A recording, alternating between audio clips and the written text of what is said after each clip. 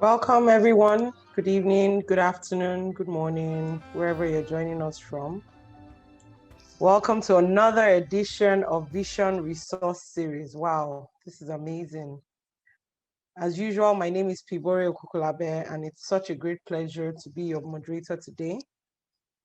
This is Vision Resource Series hosted by Vision International Christian Ministries. I want to especially welcome our first-time guests. We're so glad to have you here with us. And to all our loyal attendees, thank you so much for joining again and again. We do not take it for granted. Thank you for making all the time. Remember, you can use our chat rooms to share your comments, your questions, whether you're on Facebook or you are here on Zoom.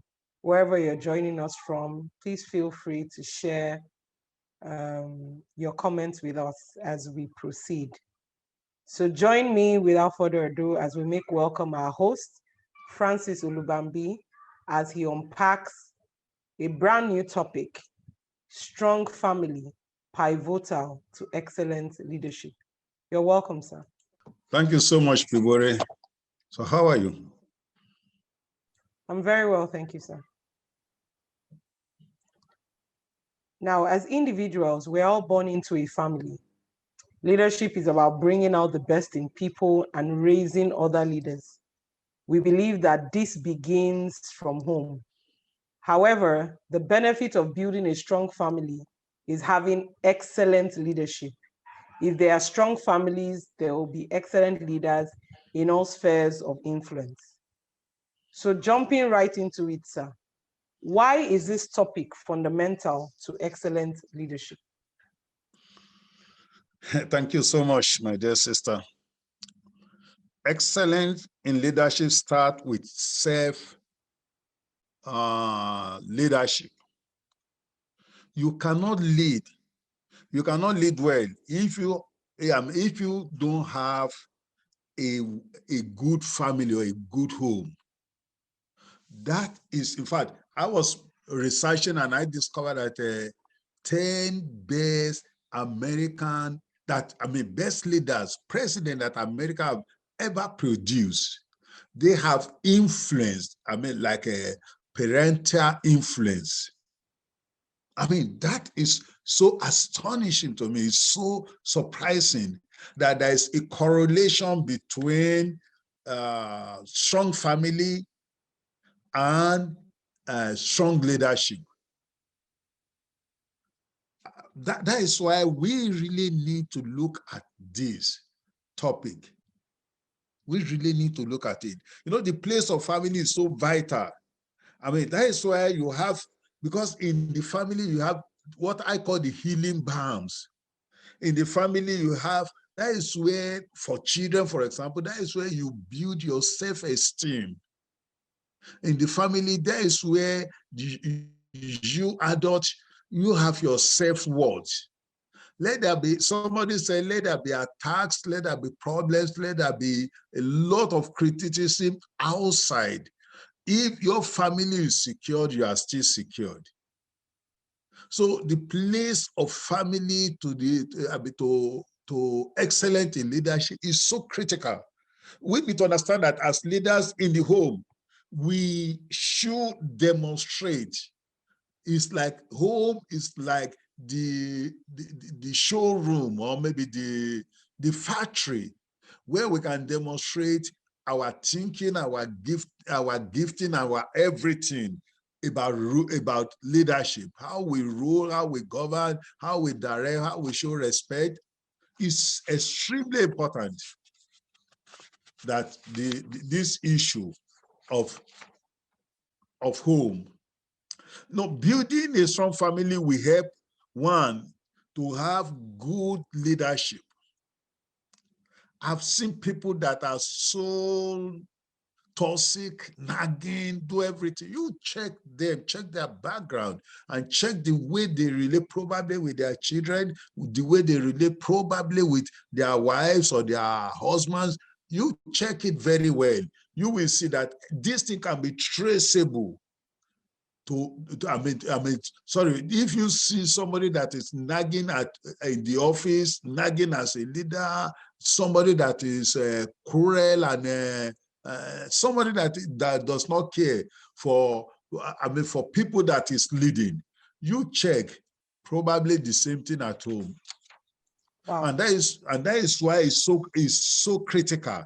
Having excellent leadership skill helps us as individuals to build a strong family. It's just like you cannot be good in the office and you will not be good at home. So, and you cannot be good at home and you'll be so wicked in the office. Now, a strong family helps to build in each one of us the virtues and the values that will help us to relate well, that will help us to really do well in the office. I can give my example maybe for a start. I remember when I started, I was a little bit very, very strong, so to say, passionate about this, try to talk and just say it the way I see it. And I remember there was a day, something happened in my church there. I went home and my wife said, no, you know what? Why don't you look at it? Take a good look at it. And just that advice helped me, and that changed everything about my ministry. That was like 31 years ago. The point I'm making is this: if you see anybody that really want to excel in his leadership calling, he needs to be very strong at home. He needs to give priority to the wellness and the wholeness of his family. You must give priority to the wellness and wholeness of your family. So the thing we heard when we're growing up, charity begins at home. For this you just said, sir, it means that everything begins from the home. That's amazing and very profound. Thank you, sir. Now, growing up, we used to define five and children relating together with a common purpose. But a family could also be, people that are neatly joined together through, though not blood related, but for a common purpose to love and care for each other. Do you agree with this statement, sir? What really is the definition of family? You know what, people? I really agree with that. We can just put it together that a family is man, woman, children that are together with a purpose, with a unique purpose to fulfill, to support, to help one another to fulfill a greater purpose. We can also bring it a little bit to say people that really believe in your values, believe in everything you think about that you have, they are your family. And that is why, for example, Christians will say the family of God, right? So it's the coming together. I mean, the what I can call the bringing together of a common, for a common purpose, strong force to achieve a common purpose, to go to a common destiny. I agree with that definition, no matter what. And I know the sociological concept may be saying, no, do you mean this? Do you mean that? No, that is it. So a family is not just the nuclear family as we know, but it is the people that relate closely, together, relate closely with themselves. This may be sociological, like I said, sociological definition of it. If you cannot relate well with one another, and you cannot lead well, right? This will reflect in, if we cannot relate well, we cannot lead well. And I thank God for family. Thank God for husband and wife coming together with different perspective, different or bringing different, everything different, and they still want to come together. That is unique. That is divine. That is good enough. I call it imperative order that we need to learn. And then after maybe 1 year or 2 years or 6 or 9 months, we have a child. And very soon in Africa, we have extended family living with us. How do we relate that to the Christians that it will bring forth the glory of God?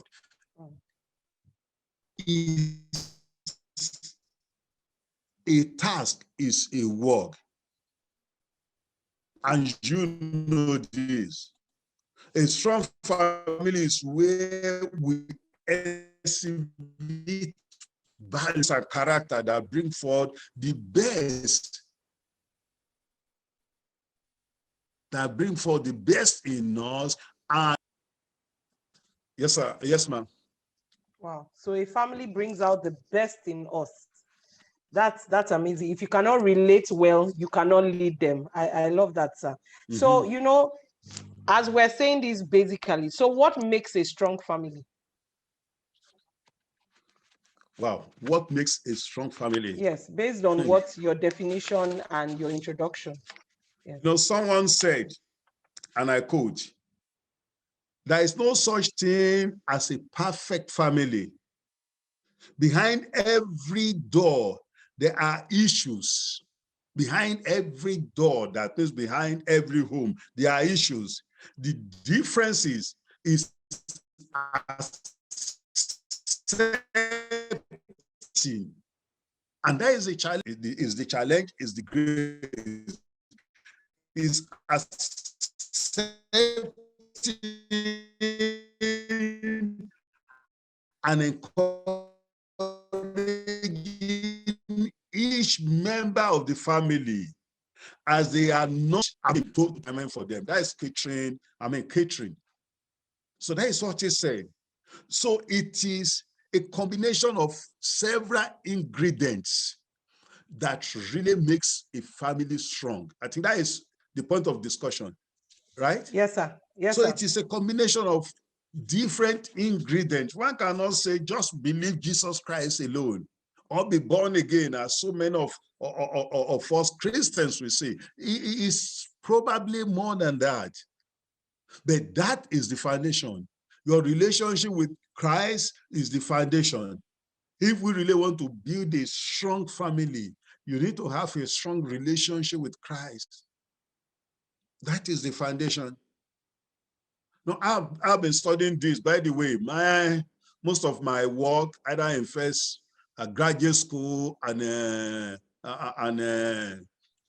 undergraduate, most of my work have been on family, just understanding how the dynamics in family, studying it from biblical imperative order, from the life of Israelites, studying it from the Genesis. And I discovered that there is no way, psychology, sociology, wisdom, maturity, you cannot have a good family except you go back to the basis. Who started family? Christ.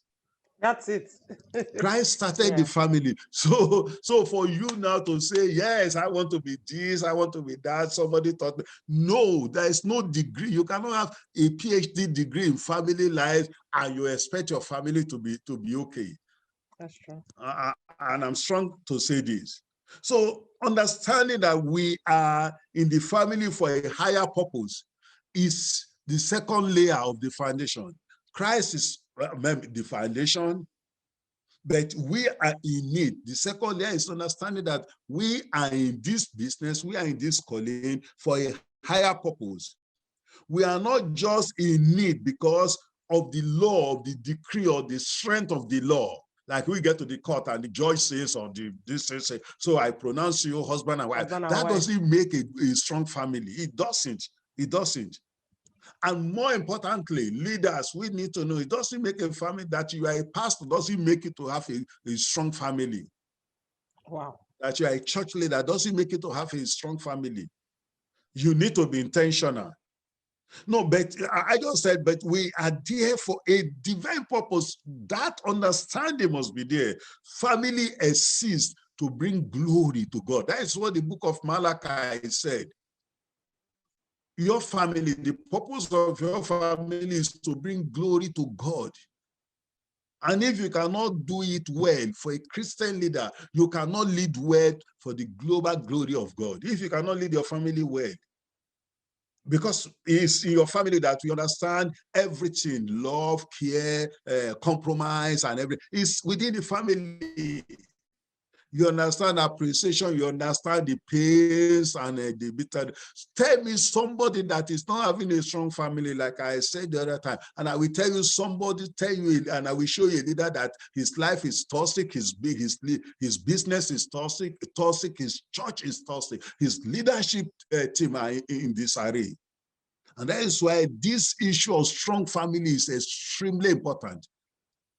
So if you are a leader or you are a Christian person and you cannot lead well, you cannot produce offsprings that will bring glory and honor to God. Oh. Now, let me just give two points, because I know you are looking at time, my dear sister. Understanding that you are partners, complementing one another and not competing. This is so profound. We are not competing with ourselves. We need to complement. For example, my wife, she is that kind of a gentle, thorough person. I am not. When I think about you, within 2 minutes, you see me calling you. But my wife will think of, when do I need to call? What do I need to say? What do I need to do these things? So, you know what? Initially, I thought she's just too far from me. She's not moving. And I discovered that because I move and I jump like frog, at times I jump into the fire and I need to run back to her. And she will now tell me that, I told you.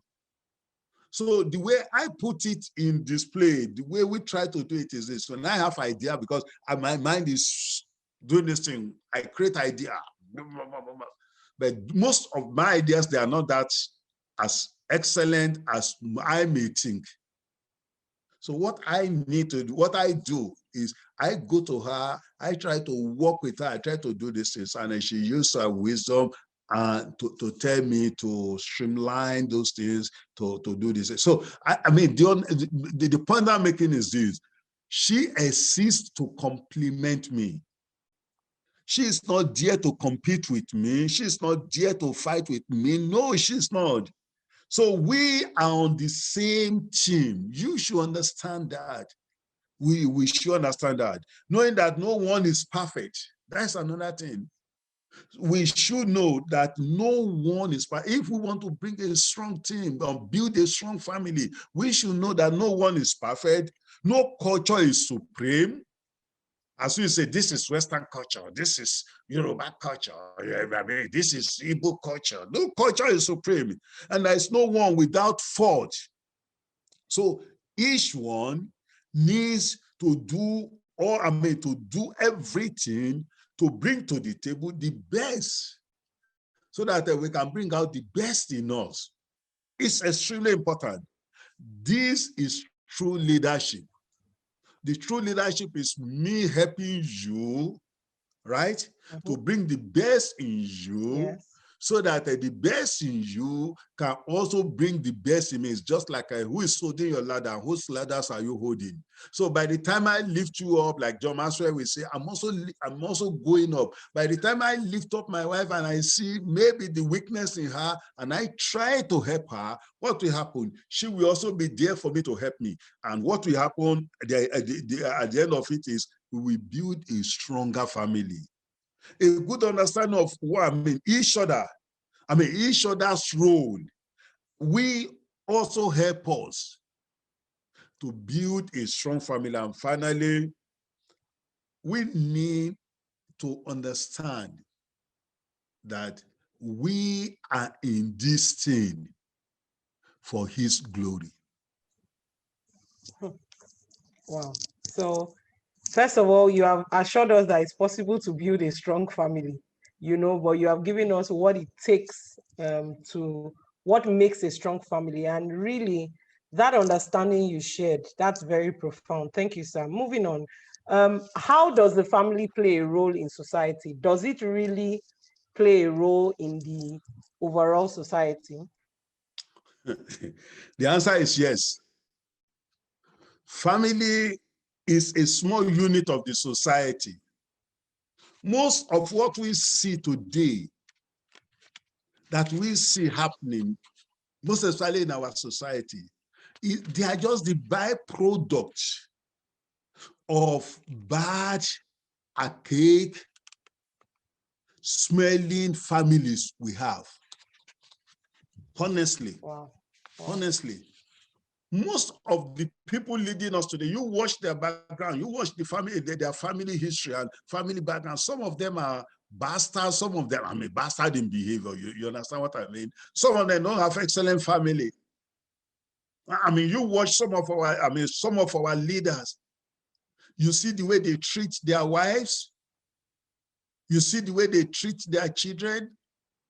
When you watch it and you see it, you just discover that this is not the kind of family that will produce excellent leadership for our country. So what do we have? By the way, we treated this topic, rulership and leadership. Yes, sir. We treated it before. So when you see a man that is ruling his family, pontificating, directing, shouting, and this thing, he will bring that to the society, because family is the small unit of the society. If you are not able to lead your family well, it will reflect on the society. It will reflect on the society. I remember I was born in when I was up to like 7, 8 years, we still do trade by barter in my town. You put your yam, you just put stones.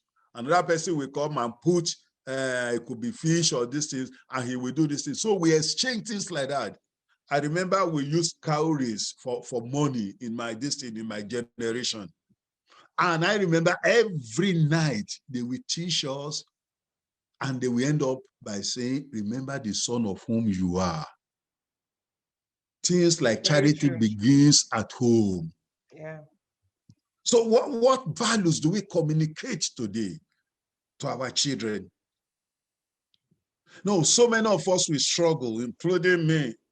We struggle to give education to our children without giving them values, without giving them morals.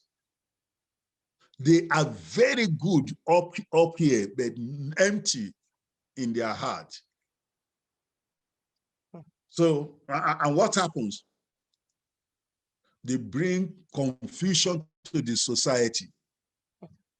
Honestly, if you do not respect, if there is no respect, let me say, if there is no respect in your family, there is not something like called respect or honor in your family, how can you bring it to your workplace? How can your children bring it? Now, tell me somebody that is nagging, and I will say he started it from home. Tell me, show me a young staff that is unruly. It starts from home. Show me a small, some of us in Nigeria, because you have small money, you are a big boss. Show me a big boss so-called in Nigeria or in Africa. And then you see the way he will get to home, daddy has come, mommy has come. Mommy will be shaking, children will be in disarray. And when he gets to the office, he can shout on anybody, he can talk down on anybody, as if he is an angel or semi-god. So the point I'm saying is this: when a family is well, the society will be well. When in the family there is honor, respect, virtues, and values, or when the value systems are working, it will impact the society. You will see it. Why is it so difficult for Nigerians to obey simple law and order? Because we don't practice it in our families. We don't practice it at home. When you see so many people very disobedient, very ruling, very uncooperative. So the point I'm making is this: if a society is good enough, it will help. I'm sorry, if a family is good enough, Yeah. it will impact the society. Wow. So Yes. like someone put in the comments section, the family is a mirror of the society. So what you see in the family, you can't change it. So it's more like it's a ripple effect. Whatever is happening at home would definitely go into the family. Well done, sir. This is a fantastic topic, and I'm glad we're doing this. If you have questions, please put it in the question section so that we can get right to it. Moving on, sir. So how can one build a strong family? I'm a single person, or I'm already a family person. How can I change the dynamics? How can I begin to build a strong family? I'm sure our viewers want to know that.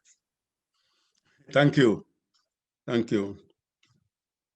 I believe strongly that biblical principles are absolute, and it makes life easy for anyone when it is followed.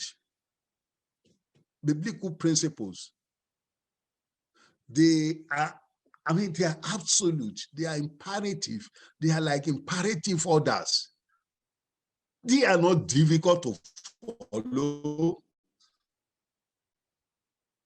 Now, building a strong family, in my opinion, is easy. It's easy. Now, strong family do not exist by accident. It comes by intentionality. So it's like almost every time we talk about intentionality, it comes by intentionality. It is hard work. It is hard work. But when you allow the biblical imperativeness of God's order, it becomes easy. And the foundation, I said, must be based on the proven principles that transcend culture. It transcends ages and class. It transcends status and races or race. These principles are everlasting. They are biblical principles. You know, for example, as a Yoruba person, they will tell you, you need to kneel for others. I'm not saying people should not kneel, but respect transcends just I'm kneeling.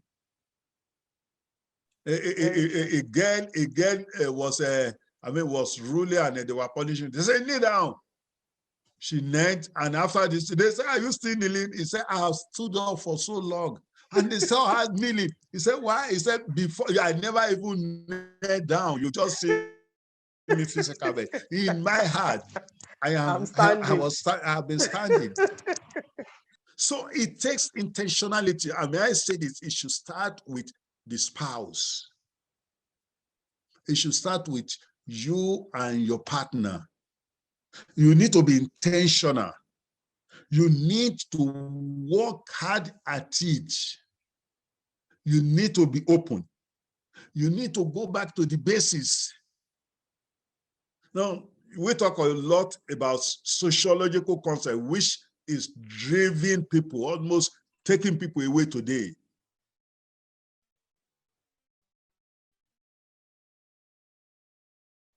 Let's go to this, let's go to that. It doesn't work for long. In fact, the rate of divorce these days is higher. The rate of family disunity is higher. Divorce, either physical divorce or psychological divorce, is much higher on falsehood, on sociological concept or this or that, that will stand for long. It changes, but the word of God is imperative. It's there forever. It's there forever. I love the Bible. I may be a businessman, but any life built, any business built without the word of God is bound to fail.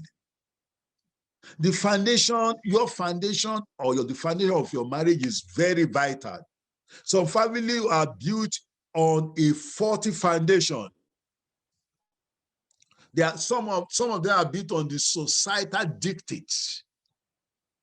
She said, is it trended? They said she looks sexy, she looks this, she has PhD in this, in that.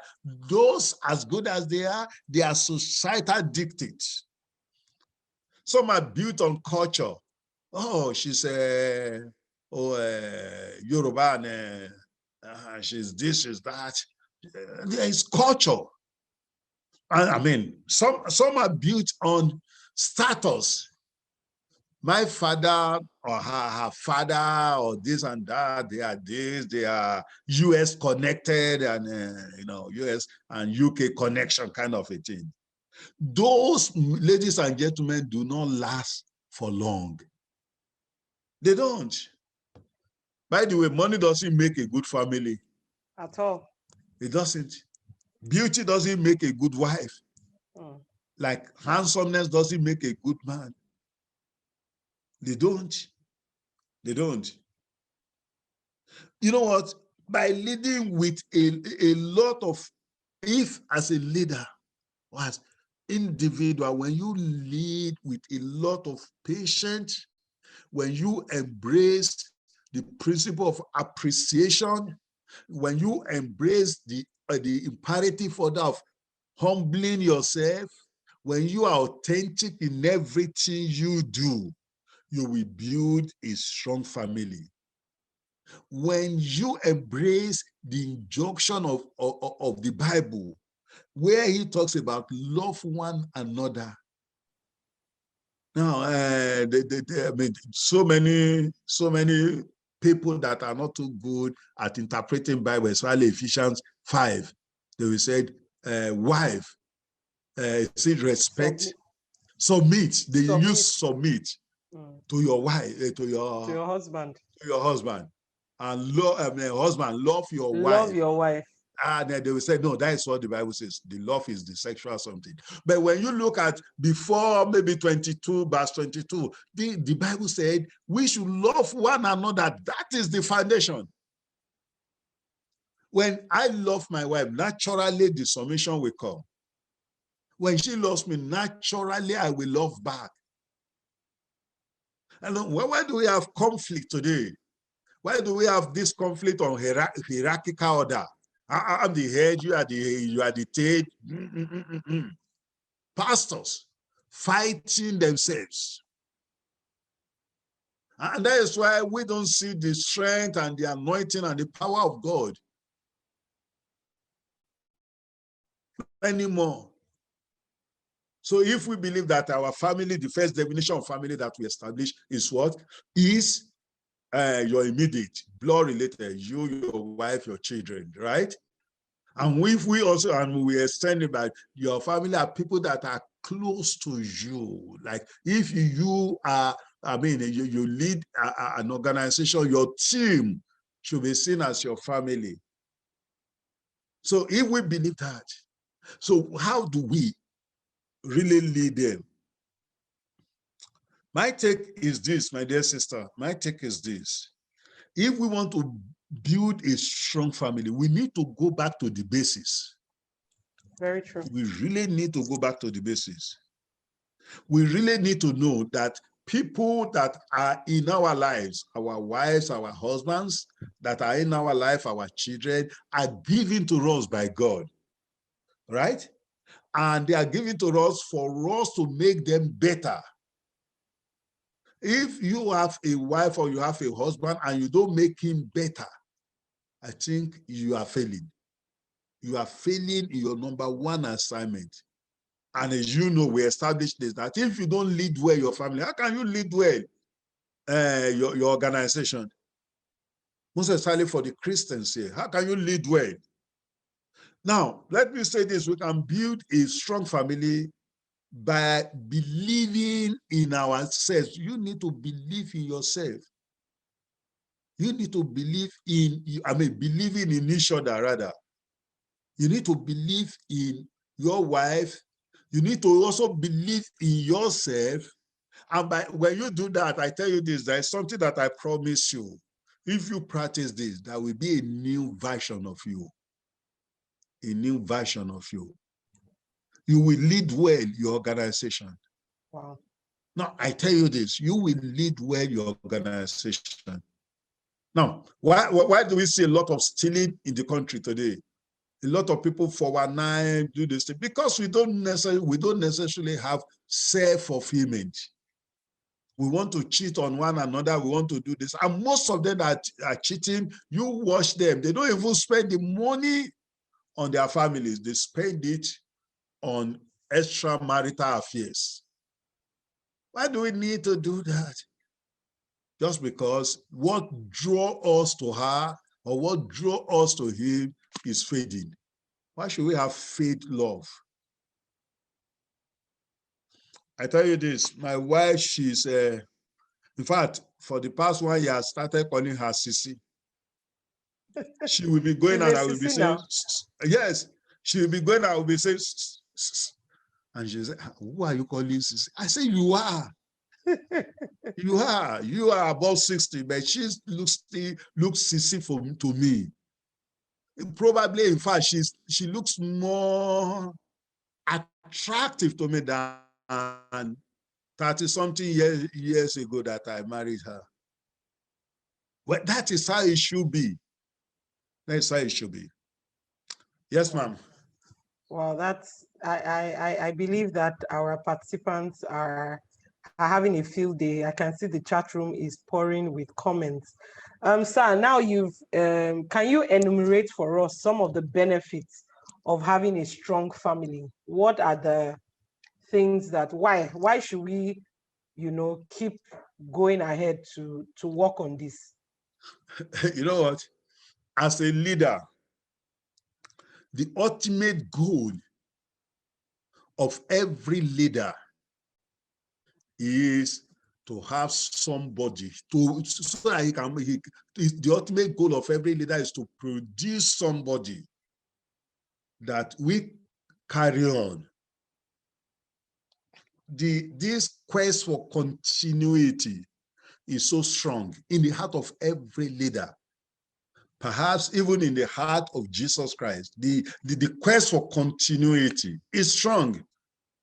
The quest for me to die and produce offspring in the book of Malachi is there in the heart of God. The quest for any businessman, Abiola or Dangote or any church leader, Adeboye or this, to produce children that will carry on the baton of his work is very important. It's innate in us, it's born in us, it's God-given quest in us. Now, if you have a strong family, I tell you this as a leader, you will make legacy. So you will be able to form legacy, you will be able to produce children that they will live your life in the way you want it. I mean, they will live your life after your death. I don't know if that makes sense. Yes, so they will live your life after you have left They the will earth. live the Yes. life you want to live after your death. I wouldn't know if you can see from heaven, but if you can see from heaven, you will be happy. In fact, on this earth, you will see your product resembling you. I have my children, and people will tell me, my children look like me. At times they think like me. At times they act like me. I mean, that is a kind of natural DNA. I believe in science. But same thing, I have my biological children, which I may call my spiritual children, and people will say, oh, this man Felix behaves like you. It gives me happiness, right? Now, if you spend time, and then probably I will come to that, if you spend time with your children, you have a strong family where everyone feel at home, where no one is feeling a kind of a second class, where everyone feel so good at belonging to that family. If you have that kind of family, what do you think will happen? People will begin to think about what you are doing. They may be anything. They may be doctors, they may be lawyers, they may be anything, and you are just a pastor, you are just a businessman. They will begin to think. They will begin to think because your life will be very attractive. I don't know if you understand what I'm saying. Your family, your life will be very attractive. So. Your family will be attractive. People will want to. So your family will be like a reference point. It's extremely important. No, I mean, another thing I guess is this. You will be able to enjoy what you are doing. What you are doing, you'll be able to enjoy it. I mean, you will have satisfaction. No, I mean, Solomon said, the work of my hands do I hate because I don't know if I die, who will inherit it? He said that, that's in the book of Ecclesiastes. He said that when he was very discouraged, very confused, and he doesn't know what he's doing. Marrying, is it 300 wives and 700 concubines? There will not be any strong family in that kind of a family. His family led to dividing the kingdom, so that's true. Yes, wow. It led him astray. Now, but if the benefit of having a strong family is you will enjoy what you are doing. You will enjoy it. You will enjoy your labor. You will enjoy your labor. You know, strong family produces an environment or creates an environment where greatness is built. It creates an environment where greatness is built and is seen in the family. Nothing like you are hiding, nothing like your child is afraid, nothing like your child is this or this thing, low self, nothing like anything called low self-esteem. The wife is not hiding money because the husband is not giving money to buy this thing. No, that doesn't mean that you are perfect. It means that even if there is fault, you are secured enough to discuss it. If there's any struggle, in your life, you are secured enough because you have a secured environment to discuss it, to really talk about it. So it's like greatness is built, greatness is formed, champions are made in a strong family. It's like excellence are made, are produced to the society. Now, you tell me, like I said, you tell me a family that is strong, and I can show you a child that will not go to the society and mess up or steal and do this thing. But what I mean, poverty, somebody said the reason behind stealing and cheating and everything is the poverty mentality, is the insecurity you have that is behind your thinking, behind your behavior. So strong family will help you to really produce excellent leadership and to really produce a strong and dynamic society. No, you know, when you see, let me say, is in a strong family, life is elongated. In a strong family, life is elongated. One of the commonest causes of death today is stress, heart attack, and all the rest. But in a strong family, you don't need to go and listen to what's it called? The basket mouth or what's it called? Or this comedian. Because in a strong family, there is plenty of laughter.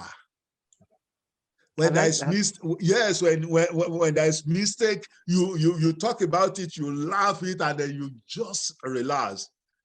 In a strong family, there is joy, there is victory, there is peace. No, when you have a strong family, you know your battle is the battle of every family. I remember this year when I was sick in January, and it was like for almost 1 week that I was in the hospital. Nobody on the television. They don't even remember there is anything called television in the house. I say, why? I say, why?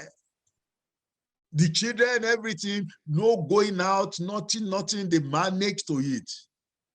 All the attention was on me. That is what I guess is family. So, I mean, you see today, most of our politicians, I mean, Yoruba will say, Gorondaru. Everything is in this area, but you still see them enjoying themselves. Marrying wife, traveling, just spending money, changing cars, doing this thing. So that shows that where are they? You know, in a weak family, you are on your own. But in a strong family, people are knit together. They are together. A victory for one is a victory for all. And a pain for one is a pain for all. So in a strong family, when there is a strong family, there will be stability. And I can assure you this, there will be prosperity. There will be prosperity. So wow, definitely. maybe I should just say 2 more, 3 more. Yes, or sir, maybe you I can. should just reserve it. You No, what I want to say is that in a strong family, there will be safety and security. very true. Everybody coming to that family, they will say, I thank God. So the blessings for a strong family, there is what I call continuous or generational blessings. Generational blessings will follow. So for the pastors listening today, I wish you consider building a strong family. Give attention to it. Family is destabilizing today. You know, and if you have a weak families, you will have a weak church. And when you have a weak church, what will happen? So, yes. Wow. I You know, know. right now, I wanted to use a term that we use, young people will use and say, Reverend, this topic is hot. You know, it's really, you are passionately sharing your heart. Thank you so much, because if this is applied in our everyday life as we move on, whether you are single or whether you're married, you'll find out that things will stabilize better in our society. Thank you so much, sir. So, sir, in conclusion, can you share some tips that people can immediately begin to apply? So as I finish this call, as we leave here now, what are the things that, no matter where you are in your family, some may feel, oh, my family is already strong, but from what you have said, you have to keep working on your family. So what are the things that people can immediately begin to apply, sir? Thank you. I have 6 things here. Number 1, be calm, be confident, be clear, and be concise. Now, you know that some people, they think I married this woman in error. As bad as that is, or I married this man in error. I have these children, you know, like the Yoruba philosophers will believe that devil enter the woman when she, and replace the good child with this thing. There's nothing called that in my thinking. You need to fight your battle and you will win. Be calm, be confident. Be clear. Be clear about the vision God have given unto you. Now, number 2, be a parent and a friend to your family. To the father said, don't just be a father. Be a father and a friend. As a father, you know, you just want it well. And as a friend, you just want it rosy. No, be a father and a friend. be a mother and a friend. And to the children here, be a child and a friend, right?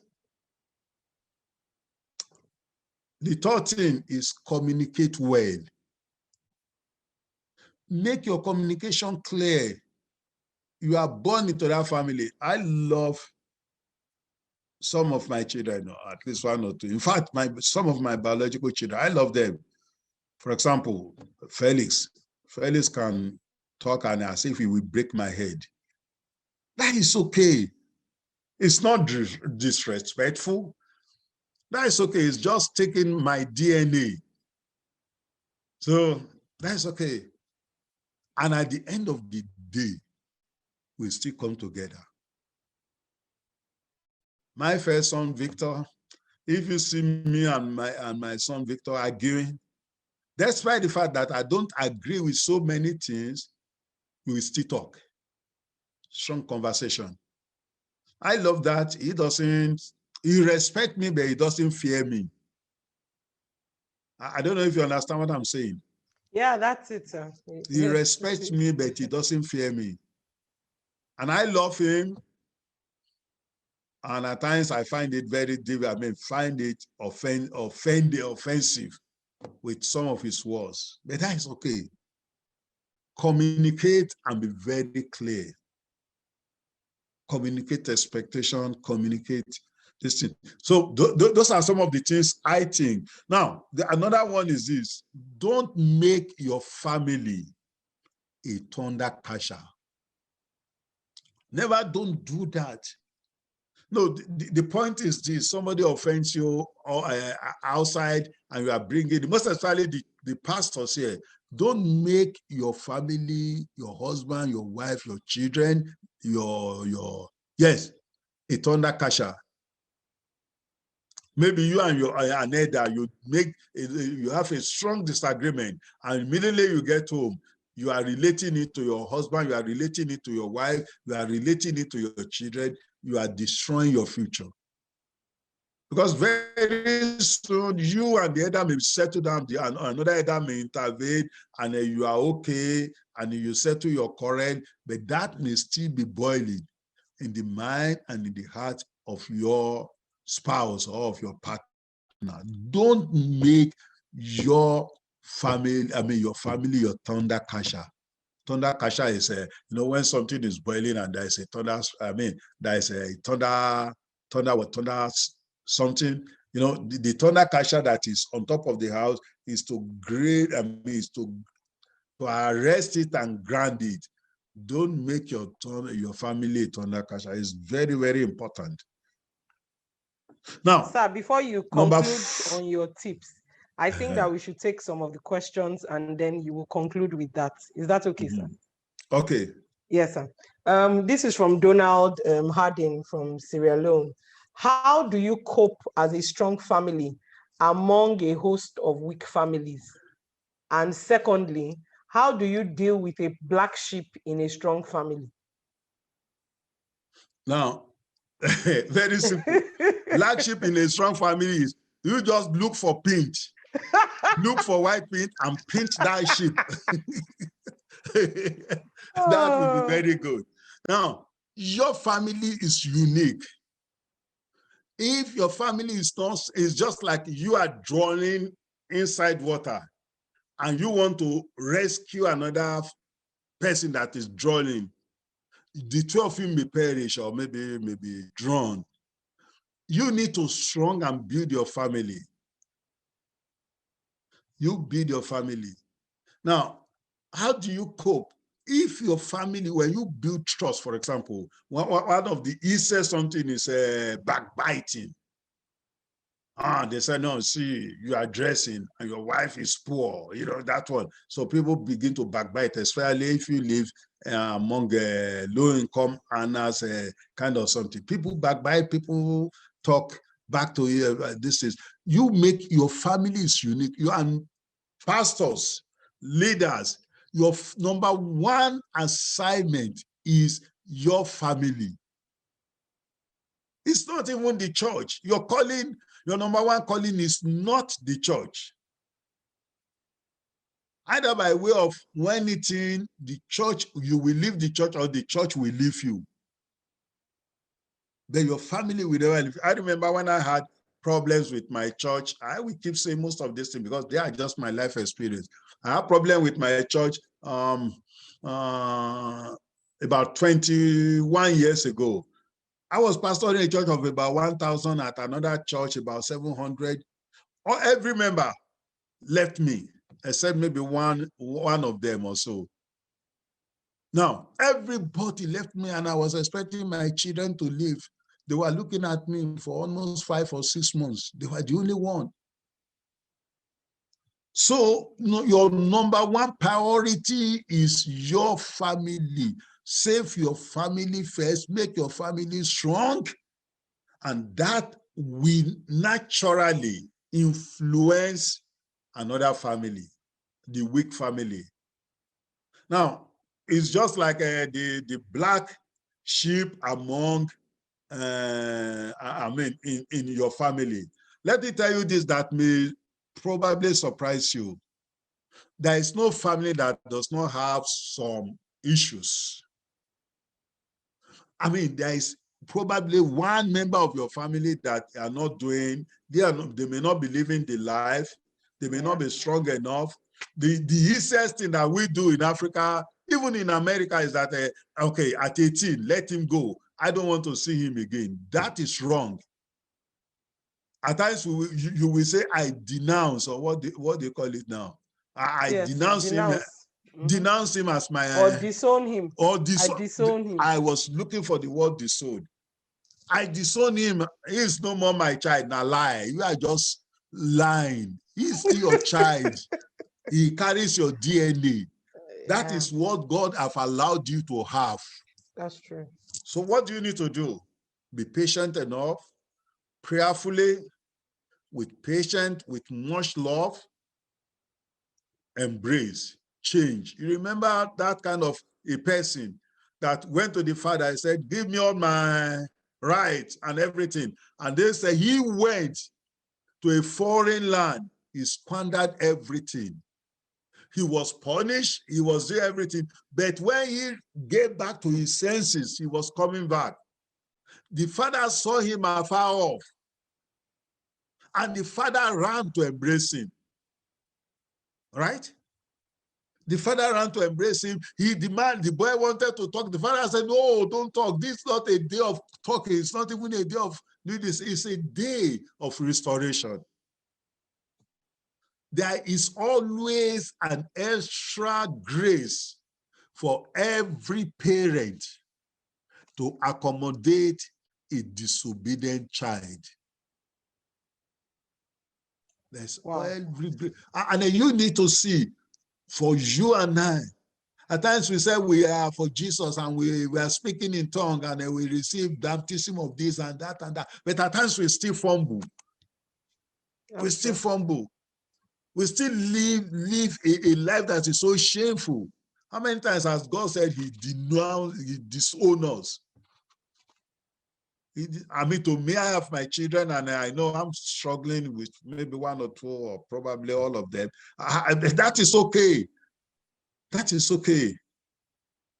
My grace is sufficient for you. If I go back to the Bible, don't disown anybody. Don't just force a black sheep to be white overnight. The water, if you put white pin to a black sheep, the black sheep will get outside and the rain will fall and he will still be black. But with patience, with endurance, with love, things will change. Wow, we are out of time, sir, but I asked our audience for 5 more minutes. There are 3 questions I think that you should take. 2 we will combine into one. This one is from, I think is Pastor Kolawole, Joshua Kolawole. How do spouses take tough but frank conversations without schism? How can spouses make, without schism? That's one of the questions. It's simple. If you can do that in like 2 minutes, and then we'll take the other one. It's simple. Just know that you are meant for one another. How did tongue and mouth or tongue and teeth stay together. Now, the fact is this: if anybody, if any pastor, if any reverend, any prophet should tell you, or anybody should tell you, any family counselor should tell you that you and your wife or husband and wife would be together without any problem, that person is lying. There's nothing called spirituality like that. But the ability to know that, yes, there will be a time of misunderstanding. But to come together, that is maturity. And Christ or Paul advised us again and again that we should grow into maturity, right? We should not be babies. Babies will say, no, I'm not going to forgive. I'm not going to do this. I'm going to that. No, the ability to come together that I love you no matter what, in spite of all your offenses, I love you. I'm saying this. Let me tell you this. When my wife and when we married newly, for almost 3 years, we were almost trying to go to court to divorce. It was even the very first day that she entered that you see me shouting, no, sister, listen. And then she just looked at me with her wedding gown. He said, yes, he said, is this you, Bra Francis? I said, that is me. I said, I see she said, I have married the devil. So, but how do we still stay together today? Yeah. Is the ability to discuss, to communicate, yeah. to know that you point out my fault. I point out your faults to you. I'm not doing that to condemn you, but I'm just doing it to make you feel better. That is it. So in this sense, a lot of more things better. That is the foundation. Yeah. That is the foundation. But you know what? Let me just say that, you know what? Marriage, for you to build a strong family, you must pursue the step of maturity. Marriage or strong family is not meant for the babies. Okay. Okay, and then finally, sir, as Africans, how do you handle the extended family when you are trying to build a strong family? This is from Reverend Christiana in Sierra Leone. And the second question is, where can you put a line in the extended family, even with all the love you are trying to share? Okay. Extended family, they are blessings from God. Yes. No matter what, they are blessings from God. You don't say your mother-in-law, your father-in-law, your this and that, they are winch. They are not. They are just the way they understand things. From the very beginning, you need to draw a kind of understanding or a kind of a line. This is my family. This is my, families, marriages that are not, families that are not built on principles and values, they are easily persuaded and yes, they can be, they are unstable. They are unstable. Your family, for your family to last long and to be strong, it must be built on values enshrined in the word of God. It must be. Now, that is strong. That is number one foundation. Now, you now go to your extended family. They are there. They are part of you, but they are not you. Your wife is part of you, and she is you. Your husband is part of you, and you are his. I don't know if you understand what I'm saying. Inseparable. You can't separate them. But the family can do this. And if you see any family that is making unnecessary demand and bringing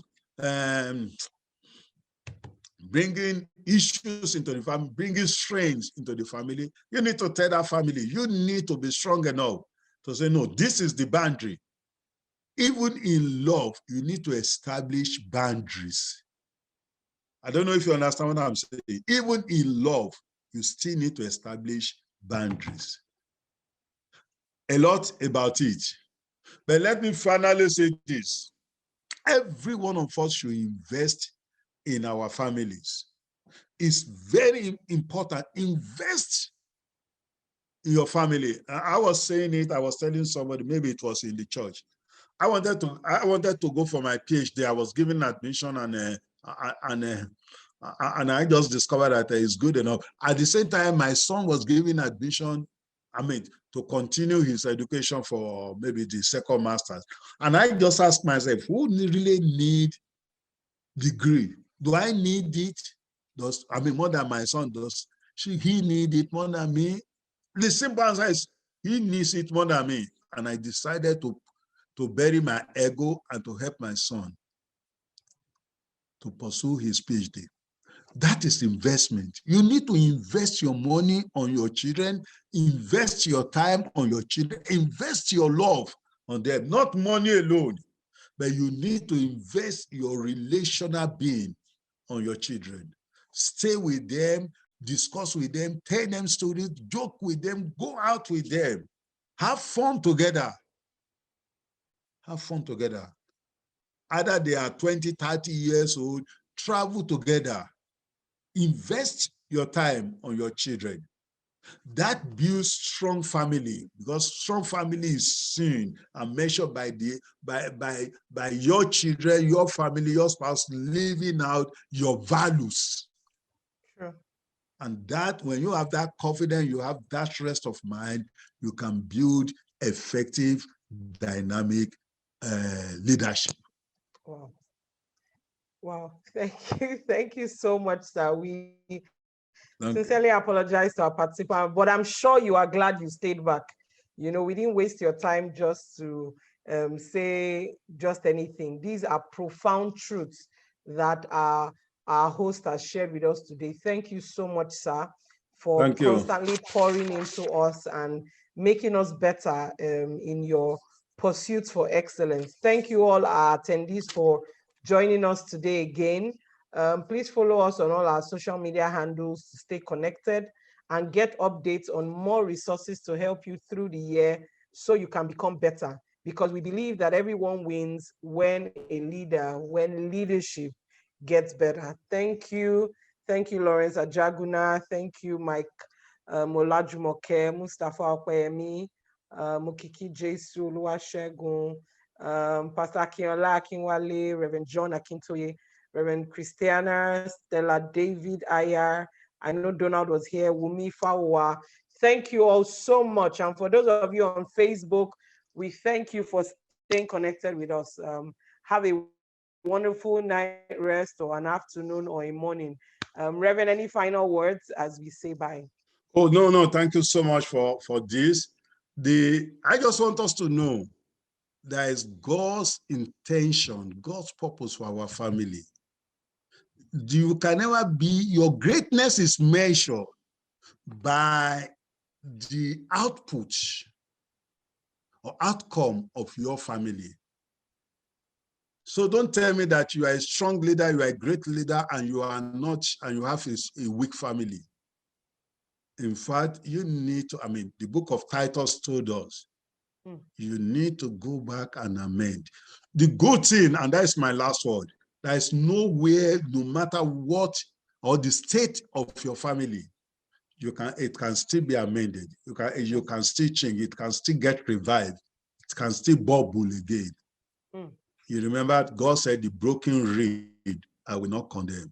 Yeah. God is not there to condemn you. He is there to bring newness and refreshment and greatness into your family again. Thank you so much. Thank you so much, sir. Thank you. May God bring freshness into our families in this season. Amen. Thank you all for joining. God bless you. See you next time and get ready for another hot topic from Francis Olubambi. God bless you.